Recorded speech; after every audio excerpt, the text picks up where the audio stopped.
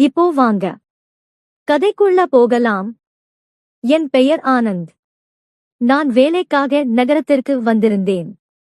வேறு எங்கும் தங்க வேண்டாம் என்று அம்மா விரும்பியதால் நகரத்தில் இருக்கும் என் மாமாவின் வீட்டிலேயே தங்க முடிவு செய்தேன்.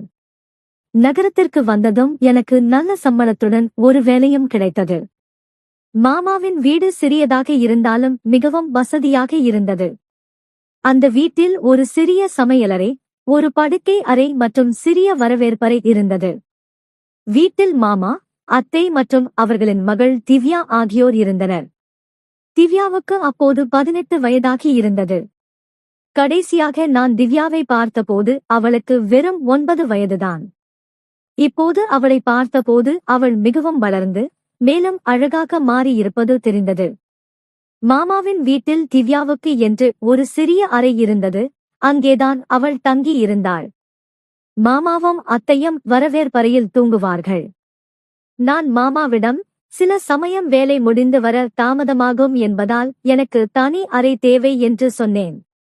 அதுக்கு மாமா, நீ திவ்யாவின் அறையிலேயே தங்க வேண்டும் என்று நானும் விரும்புகிறேன் என்றார். அப்போது திவ்யா சில நாட்களுக்கு வெளியூர் சென்றிருந்ததால் நான் அவளுடைய அறையில் தங்கினேன். சில நாட்களுக்குப் பிறகு திவ்யா மீண்டும் வீட்டுக்கு திரும்பினாள். அதன் பிறகு நாங்கள் இருவரும் ஒரே அறையிலேயே தங்கினோம். தினமும் வேலை முடிந்து களைப்புடன் வந்து படுக்கையில் விழுந்து விடுவேன். ஒரு நாள் இரவு நான் கொஞ்சம் தாமதமாகத்தான் வீட்டுக்கு திரும்பினேன். கண்கள் மூடி ஓய்வெடுத்துக் கொண்டிருந்த போது திவ்யா என் அருகில் வந்து அமைதியாக என் தலையை தடவி கொடுக்க ஆரம்பித்தாள். பிறகு மெதுவாக என் கால்கள் அருகே அமர்ந்து நிதானமாக மசாஜ் செய்து, நீங்கள் முழுமையாக ஓய்வெடுக்கும் வரை நான் உங்கள் அருகிலேயே இருப்பேன் என்று சொல்லி கால்களை மசாஜ் செய்து கொண்டிருந்தாள். அந்த இரவுகளில் சில சமயம் தூக்கத்தில் என் கை தவறுதலாக அவளை தொட்டுவிடும். நான் உடனடியாக கையை எடுத்து விடுவேன். ஒரு நாள் இரவு அவள் என் பக்கத்தில் வந்து மிகவும் நெருக்கமாக படுத்திருந்தது போல் உணர்ந்தேன்.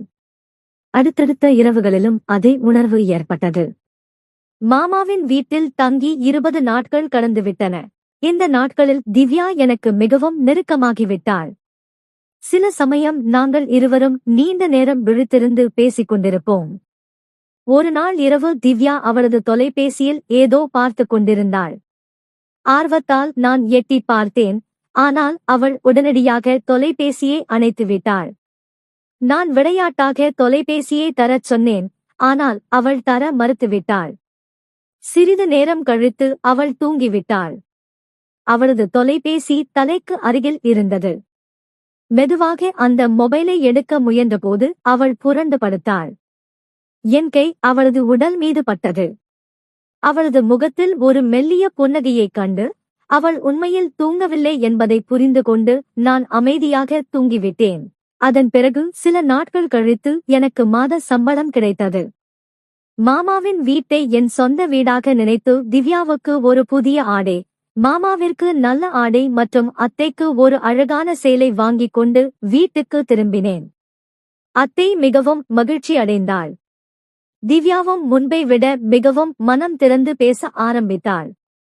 ஒரு நாள் இரவு தண்ணீர் குடிக்க எழுந்தபோது திவ்யா அருகில் இல்லை. அறையின் கதவும் திறந்திருந்தது. வெளியே சென்று பார்த்தால் இரவு 2 மணி.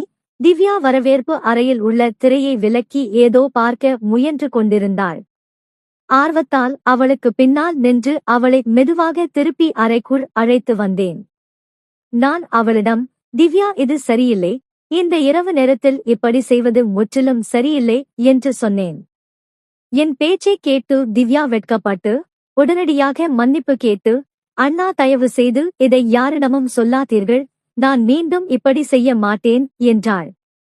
எனக்கு எதுவும் புரியவில்லை. உண்மையில் திவ்யாவின் தவறு அவ்வளவு பெரியதாக இருக்காது என்று நினைத்தேன். அடுத்த நாள் நான் மாமாவிடம், மாமா, இப்போது ஒரு பெரிய வீடு வாங்குவதைப் பற்றி யோசிக்க வேண்டிய நேரம் வந்துவிட்டது. திவ்யா வளர்ந்துவிட்டால் அவளுக்கு தனி அறை தேவை என்று சொன்னேன். மாமா சிரித்துக்கொண்டே, 3 பேருக்கு பெரிய வீடு தேவையில்லை. நீ 4வதாக வந்திருக்கிறாய். ஆனால் எங்களுக்கு இன்னும் எந்த சிரமமும் இல்லை. அப்படியானால் பெரிய வீடு எதற்கு என்று கேட்டார். மாமாவின் இந்த சிக்கனமான கேள்வியை கேட்டு என் முகம் வாடிவிட்டது. சரியாக அப்போது என் அம்மா தொலைபேசியில் அழைத்து எனக்கு ஒரு பெண்ணின் புகைப்படத்தை அனுப்பியிருப்பதாக கூறினாள். நான் அந்த பெண் பார்க்க மிகவும் அழகாக இருக்கிறார் என்று சொன்னதும் அம்மா 20 நாட்களில் திருமணம் செய்ய ஏற்பாடு செய்வதாக கூறினாள். 20 நாட்கள் கழித்து எனக்கு திருமணம் நடந்து சில நாட்கள் விடுமுறைக்குப் பிறகு நான் என் மனைவி ரம்யாவையும் அழைத்துக் கொண்டு நகரத்திற்கு திரும்பினேன்.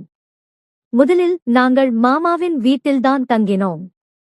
அப்போது திவ்யா அவளது அறையை விட்டுக் கொடுத்துவிட்டு மாமா மற்றும் அத்தையின் வரவேற்பறையில் தூங்கினாள். ரம்யாவை நகரத்திற்கு அழைத்து வந்த 3வது நாள் திடீரென்று ஒரு நாள் இரவு நான் ரம்யா அருகில் தூங்கிக் கொண்டிருந்த போது வரவேற்பறையில் இருந்து யாரோ எட்டி பார்ப்பதைக் கண்டேன். நான் எழுந்ததை பார்த்து அவள் அமைதியாக அங்கிருந்து விலகிச் சென்றாள். அது திவ்யாதான் என்று எனக்கு புரிந்தது. 5 நாட்களுக்குள்ளேயே ரம்யாவுக்கு நகரத்து வாழ்க்கை பிடிக்காமல் உடல்நிலை மோசமடையத் தொடங்கியதால் அவளை கிராமத்திற்கு அனுப்பி வைத்தேன். அதன் பிறகு மாமாவின் வீட்டில் நான் மீண்டும் தனியாக தங்க ஆரம்பித்தேன். ஒரு நாள் காலையில் மாமாவும் அத்தையும் வேலைக்கு சென்று விட்டனர். அன்று நானும் திவ்யாவும் மட்டும் வீட்டில் இருந்தோம். காலை உணவு உண்ட பிறகு நான் என் மடிக்கணினியை எடுத்து அறைக்குச் சென்று கொண்டிருந்தேன். கதவு திறந்து இருந்ததால் அதன் வழியாக திவ்யா தன் ஆடையை மாற்றிக் கொண்டிருப்பதை தற்செயலாக பார்த்தேன். அவளது அழகை பார்த்து சில நிமிடங்கள் என் பார்வை அங்கேயே நின்றது. இத்தனை நாட்களாக திவ்யா என் அருகிலேயேதான் இருந்தாள். ஆனால் அவளை நான் இப்படி பார்த்ததில்லை. அந்த இரவு திவ்யா என் அறைக்கு வந்து அண்ணி கிராமத்துக்கு சென்று விட்டாள், இப்பொழுது நான் மீண்டும் என் அறையில் நிம்மதியாக தூங்கலாம் என்று சொன்னாள். நான் அவளுக்கு என் அறையிலேயே தூங்க அனுமதி கொடுத்தேன். அந்த இரவு அறையில் இருட்டாக இருந்தது. சிறிது நேரம் கழித்து யாரோ நடந்து செல்லும் சத்தம் கேட்டது. அறையின் விளக்கை ஒளிரவிட்ட போது திவ்யா அலமாரி அருகே சிறிய ஆடையுடன் நின்றிருந்தாள். அவளை இப்படி பார்த்ததும் எனக்கு கொஞ்சம் வெட்கமாக இருந்தது. பிறகு மீண்டும் விளக்கை அணைத்துவிட்டு தூங்கிவிட்டேன். அடுத்த நாள் எனக்கு விடுமுறை இருந்ததால் மதியம் என் நண்பனுடன் வெளியே சென்றேன். அப்போது ஒரு விலையுயர்ந்த காபி கடையில் திவ்யா தன் நண்பர்களுடன் அமர்ந்திருந்ததைக் கண்டேன். திவ்யா வித்தியாசமான ஆடைகளை அணிந்திருந்தாள். நான் அவளிடம் சென்று, இங்கே என்ன நடக்கிறது என்று கேட்டேன். திவ்யா என்னை ஒருபுறம் அழைத்துச் சென்று, ஆனந்த், இன்று இரவு நான் உங்கள் கேள்விகள் அனைத்திற்கும் பதில் சொல்வேன். நீங்கள் இப்பொழுது இங்கிருந்து செல்லுங்கள் என்று சொன்னாள். அடுத்த நாள் இரவு மாமாவும் அத்தையும் தூங்கிய பிறகு திவ்யாவிடம் சென்று, இப்போது சொல் என்று கேட்டேன். திவ்யா, இதுதான் நவீன வாழ்க்கையின் ஒரு பகுதி, நான் இப்படி வாழக்கூடாதா என்று கேட்டாள். பேசிக் கொண்டிருக்கும் போதே திவ்யா என் அருகே வந்தாள். திவ்யாவை அருகே கண்டதும் நான் சற்று குழம்பி விட்டேன். இருப்பினும் நான் என்னை கட்டுப்படுத்திக் கொண்டு அவளை சற்று தள்ளிவிட்டு தூங்கினேன். காலையில் எழுந்து நான் வரவேற்பறையில் காலை உணவு சாப்பிட்டுக் கொண்டிருந்தபோது திவ்யா இயல்புக்கு மாறாக காலில் ஏதோ அடிபட்டது போல் நொண்டி நொண்டி நடந்து கொண்டிருப்பதை பார்த்தேன். நான் அவளிடம், திவ்யா, ஏன் இப்படி நடக்கிறாய், காலில் ஏதாவது அடிபட்டதா என்று கேட்டேன். திவ்யா நேரடியாக என்னை பார்த்து, ஆனந்த் அண்ணாவுக்குதான் என் காலில் என்ன ஆனது என்பது நன்றாக தெரியும் என்று சொன்னாள். அவளது இந்த மறைமுகமான பேச்சைக் கேட்டு நான் கொஞ்சம் சங்கடப்பட்டேன்.